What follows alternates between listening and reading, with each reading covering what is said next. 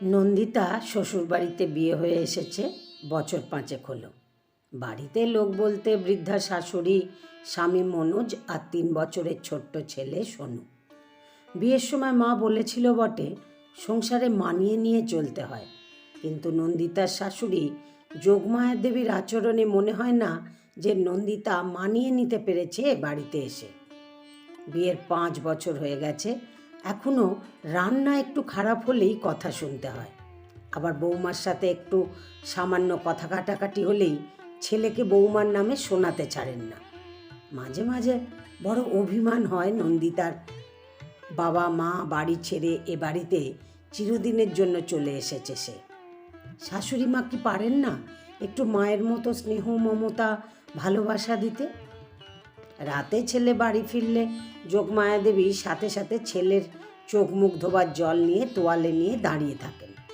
চোখের সামনে বসে ছেলেকে খাইয়ে তবে নাকি শান্তি পান উনি।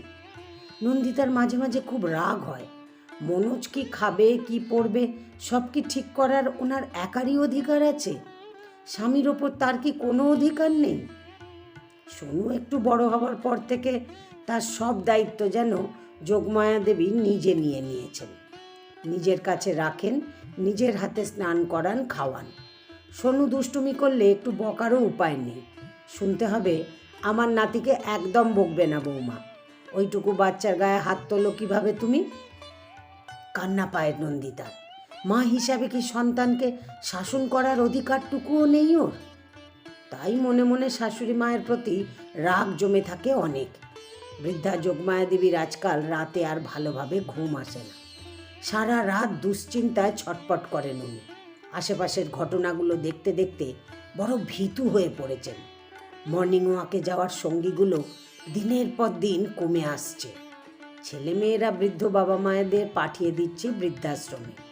সেদিন তো দেখলেন ওনার প্রিয় বান্ধবী সুমিত্রাকেও ওর ছেলে পাঠিয়ে দিল বৃদ্ধাশ্রমে। সুমিত্রা খুব কেঁদেছিল, বলেছিল, যোগমায়া, আমার আর নাতি নাতনিদের সাথে সময় কাটানো হলো না রে।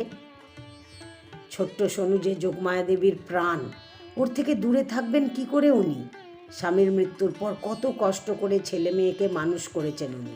সেই ছেলে যদি মাকে দূরে পাঠিয়ে দেয়, কিভাবে সে যন্ত্রণা সহ্য করবেন যোগমায়া দেবী? এটা ভাবলেই আঁতকে ওঠেন উনি। যোগমায়া দেবী শুনেছেন যে ছেলের বিয়ের পর বৌমারা শাশুড়িকে বৃদ্ধাশ্রমে রেখে আসার জন্য চাপ দেয় স্বামীকে, তাই ছেলেরা বাধ্য হয়ে মাকে রেখে আসে কোনো বৃদ্ধাশ্রমে। যোগমায়া দেবী মনে মনে ভাবেন, মনুষ তো মাকে খুব ভালোবাসে, হয়তো নন্দিতা স্বামীকেও বোঝায় তাকে দূরে পাঠিয়ে দেওয়ার জন্য। তাই শুধুমাত্র মনের আন্দাজেই বৌমাকে খারাপ ভাবতে শুরু করেন, আর ছেলে নাতিকে কাছছাড়া করার ভয়ে আরও বেশি করে আঁকড়ে ধরে বাঁচতে চান উনি, যেটা নন্দিতার কাছে একটু বেশি বাড়াবাড়ি বলেই মনে হয়। নন্দিতা সিরিয়াল দেখতে পছন্দ করে না, অথচ যোগমায়া দেবীর প্রতিদিন সিরিয়ালের পর্বগুলো না দেখলে চলে না। বাড়িতে একটাই টিভি, তাই ব্যাপারটা নিয়ে ছোটোখাটো ঝামেলা হয়েই গেল সেদিন শাশুড়ির সাথে।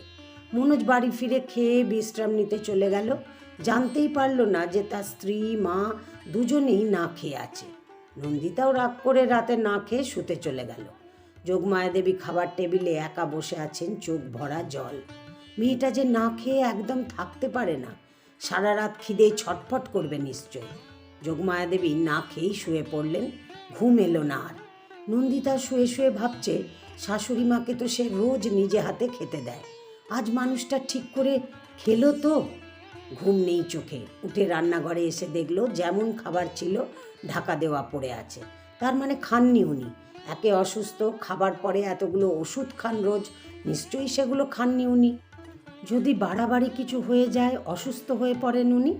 সারা রাত চিন্তায় বিছানার এপাশ ওপাশ করছে নন্দিতা, কিন্তু রাত জেগে থাকা দুটো মানুষের জানা নেই তারা দুজনেই জেগে আছে আজ। নন্দিতার ননদ এ বাড়িতে খুব কমই আসে। সেদিন নন্দিতা শুনল ননদ মৌসুমি বাড়িতে এসে মায়ের কাছে দুঃখ করছে, জানো মা, একটু ভুল করলেই শাশুড়ি মা খারাপ ব্যবহার করেন, বাপের বাড়ি তুলে খারাপ মন্তব্য করেন, সবসময় চেষ্টা করেন আমাকে সুমনের থেকে দূরে রাখার। আমার খুব কষ্ট হয় মা। নন্দিতা শুনল তার শাশুড়ি বলছেন, তোকে আমি বাড়িতে একটা কাজও নিজের হাতে করতে দিইনি, কত আদর ভালোবাসা দিয়ে বড় করেছি, এরকম ব্যবহার ওনারা কেন করেন? আমার মেয়েটাকে কি নিজের মেয়ে ভাবতে পারেন না? নন্দিতা এসব শুনে উদাস হয়ে যায়। মনে মনে ভাবে, উনি নিজে যদি এটা বুঝতেন। যোগমায়া দেবী শুনলেন পাশের ঘর থেকে নন্দিতার উত্তেজিত গলা শোনা যাচ্ছে। ফোনে মাকে বলছে, ভাই বিয়ে করে ঘরে এনেছে বলে কি যা খুশি তাই করবে? মা ছেলের ভালো মন্দ দেখবে না? যে মা জন্ম দিয়ে এত বড় করলো, এখন তার থেকে বউ বেশি আপন? সংসারে কি ঠিক হবে না হবে সব ওনার মর্জিতে হবে? মা তুমি কেঁদো না, আমি ভাইকে ফোন করে বলবো, আর আমি কয়েকদিনের মধ্যেই গিয়ে তোমার কাছে কটা দিন থেকে আসব। জানলা দিয়ে বাইরে তাকিয়ে আছেন যোগমায়া দেবী, চোখে জল টলটল করছে। মনে মনে বললেন, এই কথাগুলো যদি নন্দিতা একবার বুঝতো। কঠিন হৃদরোগে আক্রান্ত হয়ে যোগমায়া দেবী হাসপাতালে ভর্তি। দুশ্চিন্তায় নন্দিতার নাওয়া খাওয়া ঘুম সব বন্ধ হবার জোগাড়। রোজ সকালে বিকালে টিফিন ক্যারিয়ারে রান্না করা ভাত নিয়ে সে ছোটে হাসপাতালে। তার শাশুড়ি মা যে হাসপাতালের খাবার খেতে পারেন না, প্রতিদিন নিজের হাতে খাইয়ে দেয় সে যোগমায়া দেবীকে। যোগমায়া দেবীর চোখ ভরে আসে জলে। নন্দিতার হাত দুটো ধরে বলেন, আমি তোকে ভুল বুঝেছিলাম মা। ছেলে নাতির থেকে দূরে যাওয়ার ভয়ে আমি দিশাহারা হয়ে পড়েছিলাম রে মা। তাই আমি বুঝেও বুঝতে চাইনি বাড়িতে ছেলে ছাড়াও আর একজন আমাকে মা বলে ডাকে। অনেক খারাপ ব্যবহার করেছি রে মা, শেষবেলায় কি ক্ষমা করবি না আমায়? নন্দিতা শাশুড়ি মায়ের হাতটা চেপে ধরে বলে, ওরকম বলো না তুমি, খুব তাড়াতাড়ি সুস্থ হয়ে যাবে মা, আবার বাড়ি ফিরে যাবে আমাদের সাথে, তোমার ছেলে নাতিকে নিয়ে আনন্দে দিন কাটাবে। মাঝরাত বারান্দায় দাঁড়িয়ে আছে নন্দিতা, চোখে তার ঘুম নেই। একমাত্র ছেলে সোনু বড় হয়েছে। অনেক দিন আগে শাশুড়ির মৃত্যু হয়েছে। ছেলে চাকরির জন্য পাড়ি দিতে চলেছে বিদেশে, সামনের সপ্তাহেই চলে যাবে সে। কত শুনেছে ছেলে বিদেশে গেলে সেখানেই সংসার পাতে, বাড়িতে ফেরে না, আর ভুলে যায় বাবা মাকে। তার সাথেও যদি এরকম হয়, সোনু যে ওর একমাত্র ছেলে, ওর প্রাণ। শাশুড়ি মায়ের মুখটা মরে পড়ে যাচ্ছে। মনে মনে ভাবছে, আমার পাশে তবু আমার স্বামী মনোজ আছে, কিন্তু ওই মানুষটার কাছে তো কেউ ছিল না ছেলে ছাড়া। আজ শাশুড়ির সাথে নিজের খুব মিল খুঁজে পাচ্ছে ও। শাশুড়ি মায়ের ভয়গুলো যেন ওর বুকের মধ্যে বাসা বেঁধেছে। নন্দিতা বুঝেছে আজ ওদের দুজনের ভয়টা একই হয়ে উঠেছে, কারণ ওরা দুজনেই যে মা। রচনা শ্রাবন্তী মিস্ত্রি। আমার গল্পটি যদি ভালো লাগে তাহলে একটা লাইক দিয়ে আপনাদের মতামত কমেন্ট বক্সে জানাতে ভুলবেন না। আর এরকম নতুন নতুন গল্প শোনার জন্য আমার চ্যানেলটিকে সাবস্ক্রাইব করে আমার পাশে থাকবেন। ধন্যবাদ।